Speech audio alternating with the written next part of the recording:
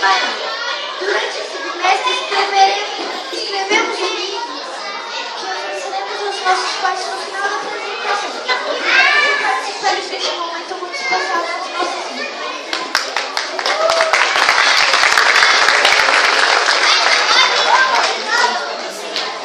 Era uma vez um casal de mineradores que moravam numa floresta com seus 2 filhos, João e Maria. Eram muito pobres e muitas vezes só tinham pão velhos para comer.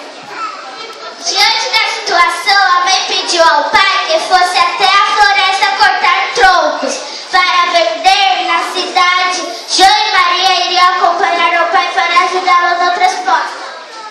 Durante o caminho, João e Maria jogaram migalhas de pães no chão para caso perdessem o pai de vista.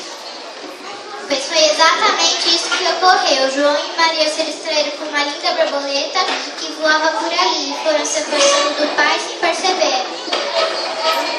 João e Maria entraram em pânico e ficaram mais desesperados, ainda que quando perceberam que um passarinho havia comido as migalhas que eles jogaram no chão.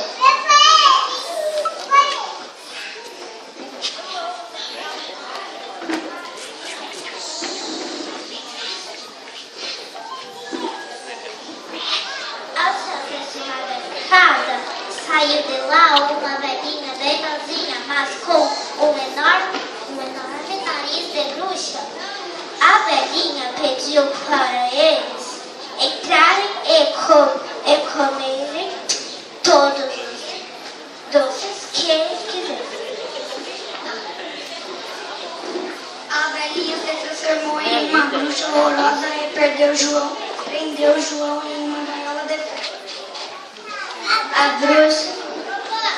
bruxa pretendia comer João assim que ele engordasse e a situação foi ficando desesperadora. A Maria se tornou a empregada da casa e tinha que fazer toda a comida. Quando João já estava bem gordinho, a bruxa decidiu comê-lo. Tibum! Maria empurrou a bruxa dentro do forno, pegou a chave da gaiola e soltou João. O encanto se acabou e a casa começou a derreter.